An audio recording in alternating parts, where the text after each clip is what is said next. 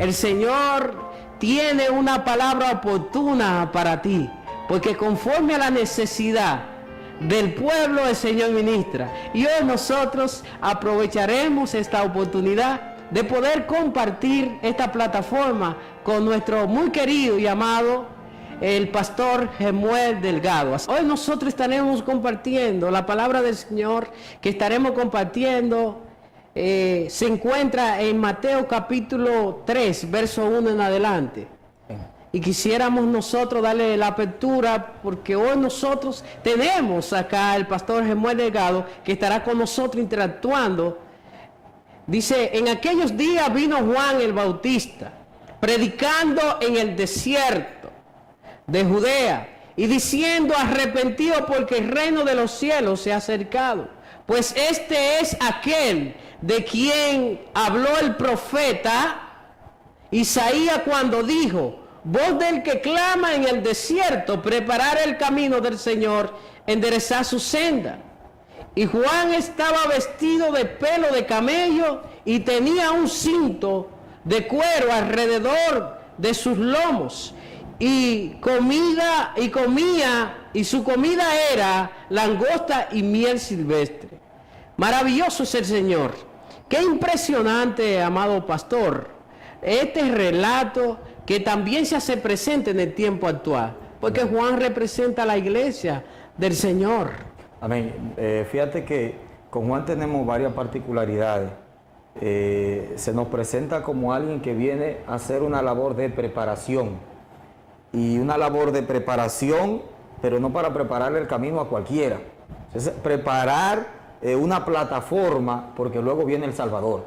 O sea que lo que Juan está llamado a hacer, si queda mal, al que le va a dar el problema es al Salvador. O sea, no tiene una tarea simple, tiene una tarea bastante comprometedora. Pero para entender la figura de Juan hay que remontarse unos 700 años antes, cuando Isaías, que es el que habla de: va a venir alguien que va a preparar el camino, voz que clama en el desierto. Y luego cuando Juan aparece, unos 700 años después, entonces cuando van a visitarlo los fariseos y demás: ¿quién tú eres? Espérense, yo soy una voz que clama en el desierto. Él mismo ya está haciendo alusión: yo soy aquel del que Isaías habló 700 años atrás. Así que es un tremendo personaje, Juan. Y dice que este hombre de Dios era de Dios, escuche bien, era de Dios, era un hombre de Dios, porque nunca buscó su propia gloria. Él decidió, dice que renunció a su derecho que le pertenecía por causa de la demanda que tenía de parte del Señor. Sí. Porque su padre Zacarías era sumo sacerdote, tenía el privilegio de que todos los años entraba en el lugar santísimo y presentaba la ofrenda del pueblo. Pero antes de presentar la ofrenda del pueblo, él tenía que asegurarse de que él estaba en paz con el Señor. Así es. De igual forma, este hombre, por causa de la labor que ejecutaba para el Señor, eso demandaba, porque cada labor que nosotros llevamos a cabo tiene una demanda de parte del Señor. Así es. Por ahí andan muchas personas que quieren vivir su vida a su antojo, desordenadamente, y quieren operar según el don, y ellos piensan que solamente con el don y el talento creen que pueden impactar la vida de otro. Así es. Y tiene que, el don demanda una responsabilidad, demanda una postura. Así es. Fíjate que con Juan nosotros tenemos esto del carácter y también del cuidado del llamado. Sabemos que Juan tiene un mensaje cortante, confrontador. Fíjate que cuando Juan abre la boca dice: arrepentidos. Su mensaje es un mensaje que confronta el pecado del momento y que confronta a los poderes gobernantes del momento. Entonces, una persona que tiene un mensaje de confrontación no puede darse el lujo de vivir una vida ligera. Me explico. Si tu mensaje es arrepiéntanse, cuando las personas a las cuales tú les estás predicando arrepentimiento te señalen, no puede ser que tu vida sea dudosa. Entonces vemos en Juan que tiene un llamado a una predicación de confrontación, pero tiene una vida de integridad. O sea, no tiene, como decimos los dominicanos, no tiene cola que le pisen. Vemos inclusive de que vive en el desierto, come miel silvestre, es un tipo hasta huraño, como decimos en el campo. O sea, no se liga, no diciendo yo que el hecho de su desconexión de la sociedad lo haga más santo. No es lo que quiero decir. Lo que estoy diciendo es que está tan comprometido con su llamado, está tan comprometido con su mensaje, que él mismo decide vivir el mensaje. O sea, su llamado es arrepiéntanse, su llamado es conviértanse. Entonces, él está tan comprometido con lo que predica que se aleja de todo. Es lo que estoy diciendo. Entonces, el que predica tiene que vivir lo que predica, porque si no vive lo que predica, su predicación se vuelve ineficaz. Su predicación no llega, su predicación se vuelve inútil. Entonces Juan nos da un tremendo ejemplo de un ministro que predica y que vive lo que predica. Es algo que si nosotros con responsabilidad analizamos la vida de este hombre, el mensaje se encarnó en la vida de este hombre. Así es. Él era el mensaje. Se hizo mensaje. Se hizo el mensaje. De tal forma que era un hombre de una sola pieza. Fíjate que tiene un mensaje de fuego, un mensaje de confrontación, pero la gente lo sigue. ¿Por qué la gente lo sigue si cuando él habla confronta a la gente? Porque cuando tú tienes un mensaje de confrontación, pero tu vida es íntegra, la gente no puede señalarte. Entonces llega un punto que Juan tiene tanto apoyo de la gente que los fariseos e inclusive los poderes políticos del momento, llámese Herodes y los demás, tienen miedo de enfrentarlo. ¿Por qué? Por el temor a la gente. Así que nos da un ejemplo aquí, porque muchas veces nosotros tenemos ministros que diluyen el mensaje, suavizan el mensaje por miedo a la gente. Pero Juan no suaviza el mensaje, Juan no diluye el mensaje y predicando fuerte, como quiera, tiene el apoyo de la gente. ¿Por qué? Porque al final, aunque a la gente no le gusta el mensaje fuerte, es lo que necesita escuchar. Así es. De igual forma, dice la palabra del Señor que hubo una transición. Cuando Juan nace, por eso el Señor dice que entre los que han nacido de mujer, no ha nacido uno mayor que Juan. Pero Juan es el más pequeño de todo en el reino de los cielos. Cuando Juan nace, el Señor hace una transición.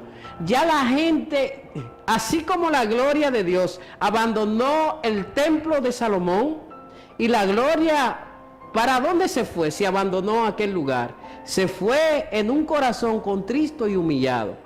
Con aquellos, por eso el Señor te dice, escucha bien, hija mía, hijo mío, dame tu corazón, porque de él mana la vida. De tal forma que cuando Juan nace, entonces Juan tiene otra asignación, y era de prepararle el camino al Señor. De igual forma, nosotros estamos hablando de la vida de este hombre que representa a cada uno de nosotros, que nos encontramos dispersos en toda la tierra, que tenemos una asignación y es de dar a conocer el reino de Dios, de manifestar el reino de Dios acá en la tierra. El reino de Dios acá en la tierra no se mide por los lujos, ni por las muchas decoraciones, ni por el dinero, la fama, eso no se puede medir. De tal forma que Juan decide no aceptar aquella labor, que de hecho cuando él nace, querían ponerle igual que su padre Zacarías. Y el ángel le dijo que no, porque no quería ningún tipo de parentesco. Pero también vemos ahí la visión de una familia que entiende tu propósito divino. Fíjate que Zacarías, su padre, y luego Elizabeth, su madre, entienden que el muchacho ha sido llamado para una asignación diferente a la de su padre, que cualquiera diría, pero ¿qué pudiera ser mayor que ser sumo sacerdote? O sea, continuar el ministerio familiar sería la mayor honra. Pero cuando vemos que los padres no son tercos en decir, no, tiene que llevar el nombre de algún familiar, tiene que llevar el nombre de su papá para que sea lo mismo. No, se me dijo que se le ponga Juan. Y cuando tú ves gente que dice, pero en su familia nadie se llama así, bueno, es lo que Dios dice. Está diciendo ellos, sus padres están diciendo, bueno, tiene una asignación diferente y nosotros le apoyamos. Los padres tienen que tener este tipo de visión. Cuando el Señor marca a un hijo, cuando el Señor marca a tu esposa, cuando el Señor marca a tu esposo, y tú puedes decir, no, Dios lo llamó, fue Dios que lo seleccionó, y tú puedas apoyar ese ministerio, y en vez de ser obstáculo, porque hay gente que es obstáculo para el propósito de Dios con tu vida, hay gente que se pone en el medio, porque ellos dicen, no, es que no es así. No, cuando Dios marca a alguien para algo, lo mejor que nosotros podemos hacer es ponernos de acuerdo con lo que el Señor así lo ha establecido. Ser colaboradores. Porque ¿quiénes somos nosotros? Así es. Mira, lo más terrible que nos puede pasar a nosotros como hijos de Dios es nosotros resistirnos a la voz del Señor. De igual forma le hablamos a aquellos padres que quieren que sus hijos obligatoriamente sean pastores, pero ellos decidieron ser doctores, nosotros, o músicos, o adoradores, cualquier oficio. El ministerio no se impone, el ministerio es una asignación divina. Por eso hay tantos desorden acá, dentro de nosotros mismos.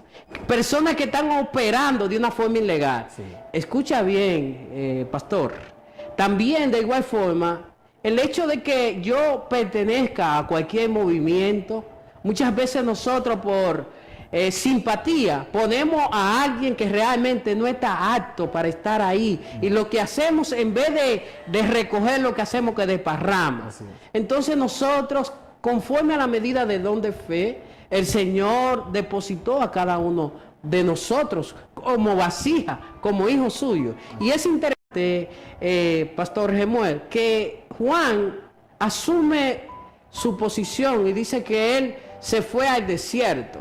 El desierto es el mejor lugar para nosotros poder ser entrenados. El desierto es escuela. En la Biblia el desierto representa lugar de entrenamiento. El desierto significa el lugar en donde Dios me habla, el lugar en donde Dios me capacita. Vamos a ver en la Biblia, casi la mayoría de hombres de Dios en algún momento tuvieron su temporada de desierto. O sea, tú vas a ver Abraham, su tiempo de desierto. Jacob, su tiempo de desierto. Moisés, 40 años en el desierto, preparándolo, y luego 40 años caminando con el pueblo en el desierto. El pueblo de Israel ya no un hombre, y ellos como pueblo, como país, en el desierto también. David, antes de ser rey, se tiró su temporada de desierto. Eliseo, su temporada de desierto. Jesucristo, su temporada de desierto. Antes de iniciar su ministerio, se fue 40 días al desierto. Entonces, ahí encontramos a Juan el Bautista en el desierto. Y luego, después de Cristo, encontramos a Pablo en el desierto también. En el desierto. El desierto es un lugar de preparación. En el desierto nosotros aprendemos a depender del Señor. Y a través de esa confianza que desarrollamos en el Señor, el carácter de Cristo se va formando en nosotros, que es el objetivo. Cuando Dios saca al pueblo a través de aquel líder llamado Moisés, porque no fue Moisés que sacó el pueblo, fue Dios a través de Moisés.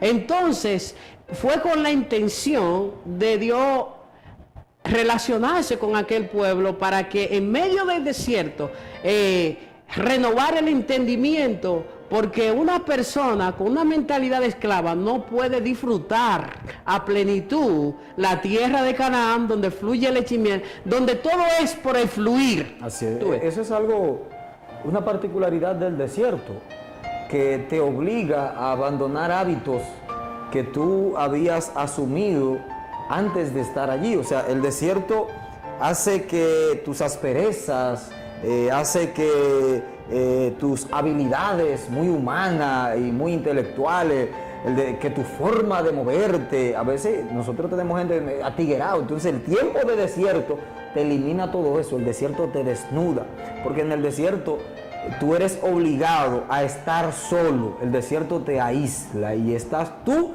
y Dios solo, y en ese tiempo de tú y Dios solo, ahí sale lo que verdaderamente tú eres. Porque ya no están tus capacidades, ya no están tus amigos, ya no están tus habilidades, ya no están tus recursos. Lo único con lo que puedes contar en el desierto es con Dios. Entonces, cuando sales de allí, tú sales preparado ya. Porque que tú sales con un recurso, que es el único recurso que necesitas para triunfar, que es el recurso divino. Y eso te lo enseña el desierto. Así Y hay que personas- los que están en desierto ahora mismo, atravesando situaciones de tormento, situaciones de dolor, yo les aconsejo, tengan mucho cuidado como oran, porque tal vez lo que tú ves como tu peor situación, tal vez sea el tiempo de preparación, tal vez es el tiempo de capacitación, tal vez es el tiempo en el que Dios te está perfeccionando para entonces luego llevarte al palacio, llevarte a la tierra prometida, llevarte al lugar en donde Dios quiere ubicarte, pero por ahora el desierto es necesario para entrenarte y capacitarte. Así que tranquilo, cógelo suave, que si no ha terminado el desierto es porque todavía no estás preparado para tu tierra prometida. Fiel es aquel que prometió. Y Dios no tiene ningún tipo de problema en esperar. Así es que lo que en 3 días le tocaba para llegar al destino, por causa de que no entendieron el propósito, empezaron ellos a quejarse, porque en medio del proceso usted tiene que gozarse en el Señor, en las tribulaciones, en las persecuciones, en la desnudez, en la espada, en el hambre. Usted tiene que gozarse en todo tiempo para poder recibir la bendición del Señor. Y le hablamos a aquellas personas que probablemente piensan que ese desierto será para toda la vida. No, no, no. Tú estás a punto de transicionar a la tierra prometida. Lo que sucede es que no hay tierra prometida sin desierto. Y a medida de que nosotros somos entrenados en el desierto,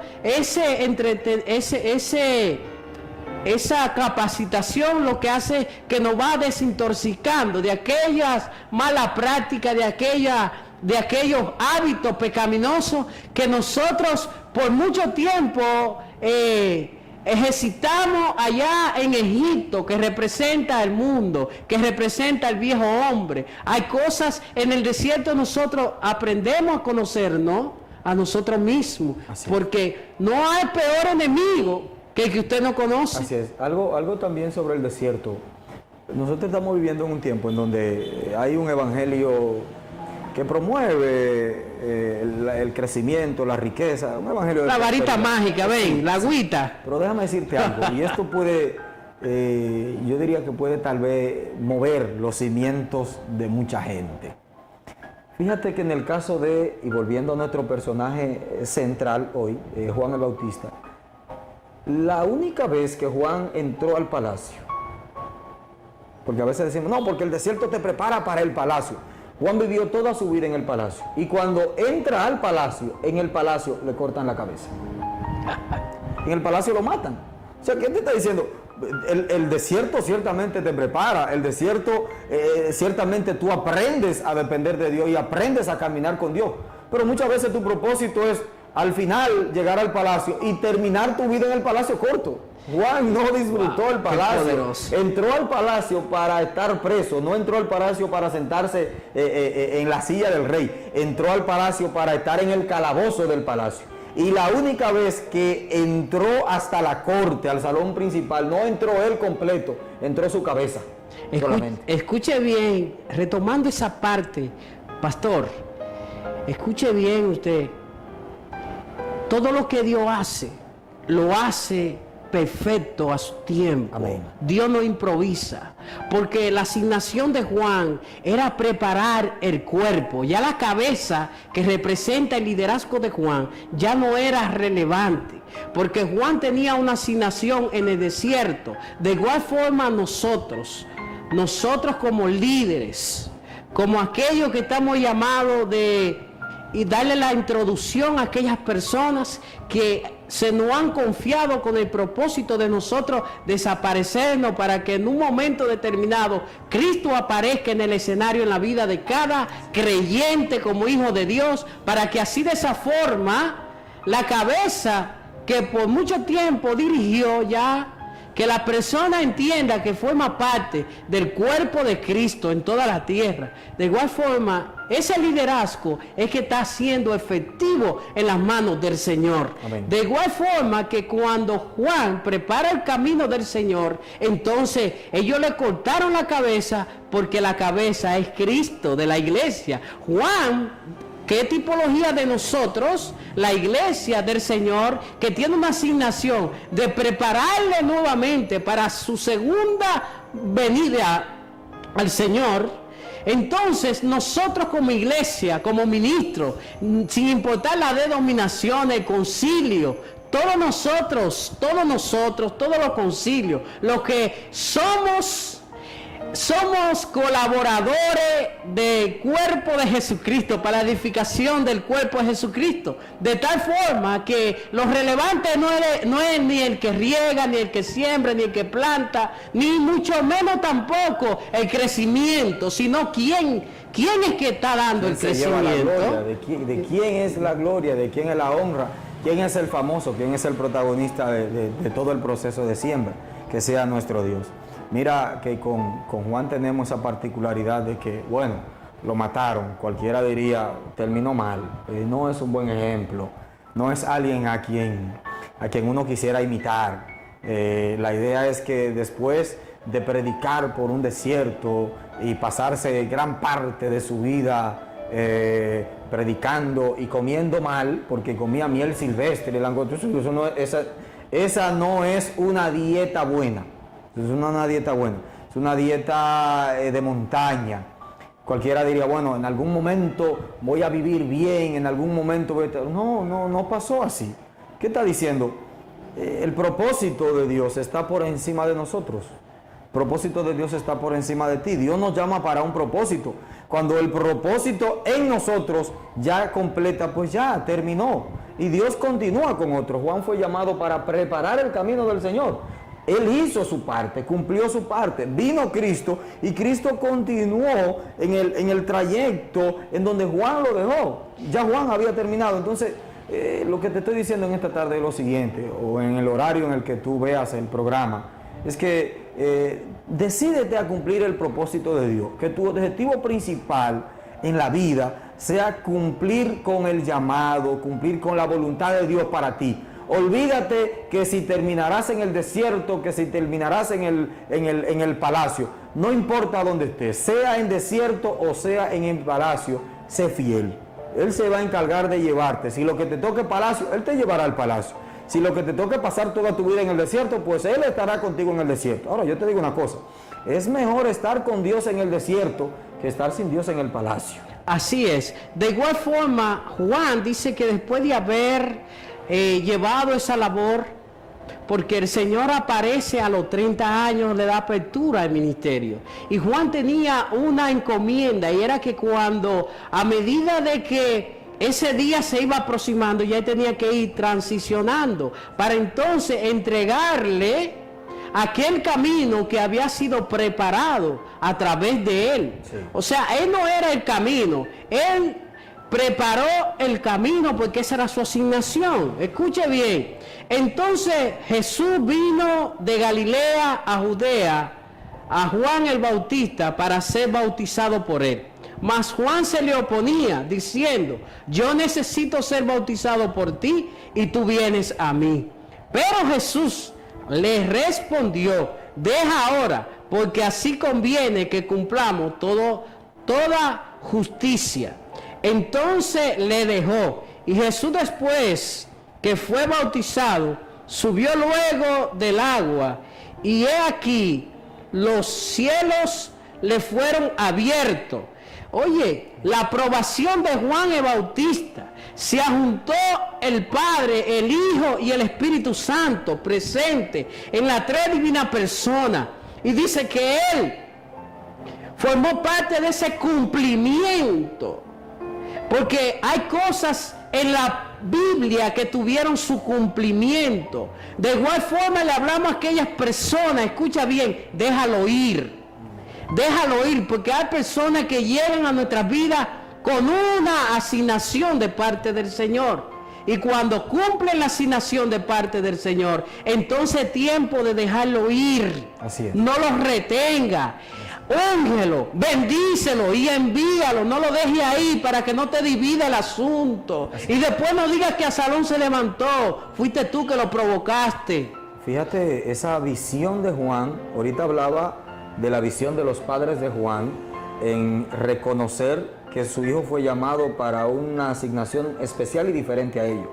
Pero ahora veamos que Juan comparte esa misma, yo diría que característica visionaria de sus padres.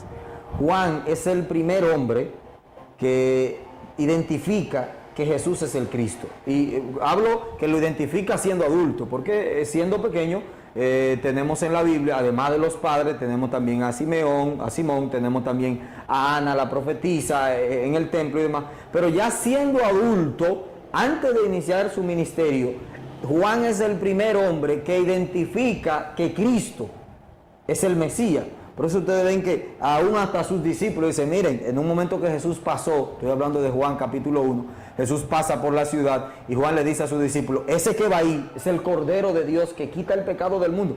Juan reconoce que Cristo es el Mesías, que es el Hijo de Dios. Te está diciendo, Juan tiene visión, reconoce lo que hay de Dios en otro, lo reconoce.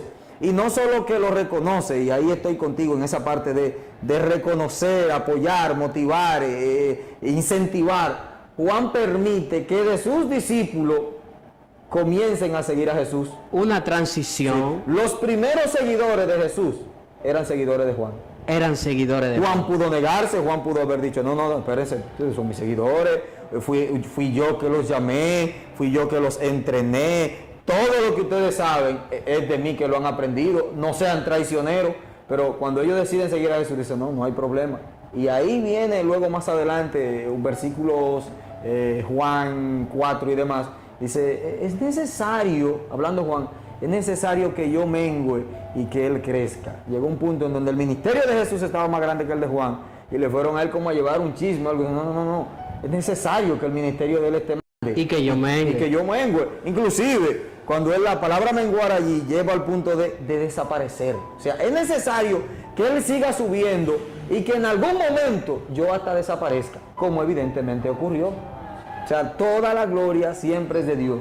Es necesario siempre que él aumente y que nosotros bajemos. Y mira qué bendición. Dice que él le dejó y fue Jesús bautizado, porque el Señor le dijo, así conviene, porque así está escrito. Escuche bien, a usted y a mí nos conviene ponernos de acuerdo con lo que dice las Escrituras, porque el que cree en el Señor, como dice las Escrituras, de su interior correrán ríos de agua viva.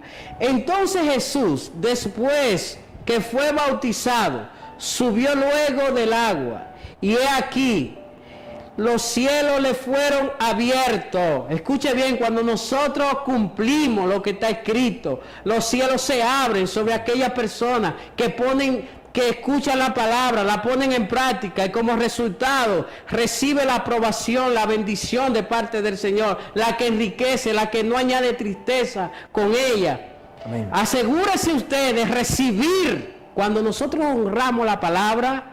Entonces el Señor, como tiene un compromiso con su palabra, su palabra entonces nos honran. Amén. A nosotros. Amén. Fíjate que hermoso esa escena. O sea, hay dos hombres aquí debajo que se están poniendo de acuerdo y están diciendo, no, es necesario que lo hagamos de acuerdo a la palabra. Está Jesús de un lado y está Juan del otro lado. Y ellos dos se están poniendo de acuerdo en hacer algo de acuerdo a como dice la palabra. Cuando lo hacen de acuerdo a como dice la palabra, ¿qué vemos en el pasaje? Entonces, el cielo responde. ¡Wow! El cielo responde. Cuando nosotros trabajamos de acuerdo a la palabra, cuando nosotros nos ponemos de acuerdo, accionamos, caminamos, nos movemos, hablamos de acuerdo a la palabra, el cielo responde. Y eso implicaba desplazar todo sentimiento, todas ambiciones personales, porque el hecho de él cumplir la palabra, que se hiciera, se encarnara en la vida de ese hombre, llevar a cabo esa palabra tenía una gran demanda en nuestras vidas, de tal forma que esa palabra le podía costar en un momento determinado la muerte, sí. Porque no podemos, un cuerpo no puede tener dos cabezas. Entonces quiere decir que si él estaba dando la aprobación de que ese era la cabeza del ángulo, la piedra desechada por los hombres, pero aprobada por el Señor, ha venido a ser cabeza del ángulo. Sí. De tal forma que Juan, acepta eso, pero esa palabra de aceptación estaba descalificándolo a él para él seguir operando en esa vieja temporada. Hubo una transición ahí. Juan representa los profetas. Entonces, pero también hubo una transición porque estaba la transición de la gracia. La gracia, Jesucristo representa la gracia de Dios. Sí, en términos del tiempo de la ley, porque Juan es muy parecido a los profetas del Antiguo Testamento. Bueno, en la Biblia presenta a Juan como una especie de segundo Elías.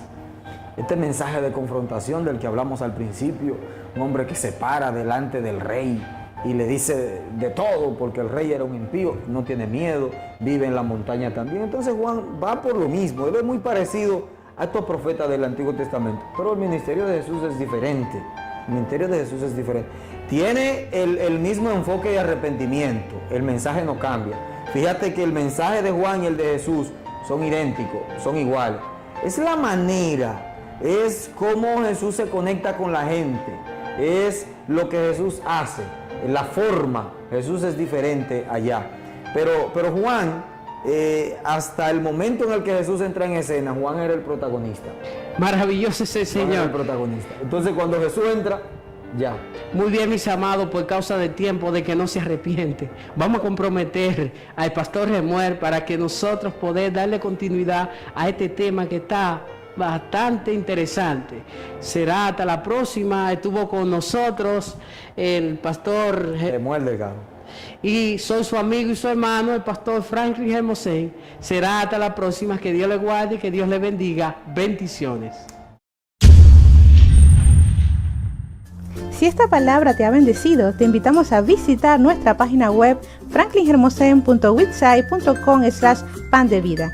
Desde allí puedes colaborar para que la palabra de Dios siga llegando a más personas. Puedes hacernos llegar tu contribución a través de Caribe Express y Western Union desde cualquier parte del mundo. No olvides ponerte en contacto con nosotros. Pan de vida para las naciones.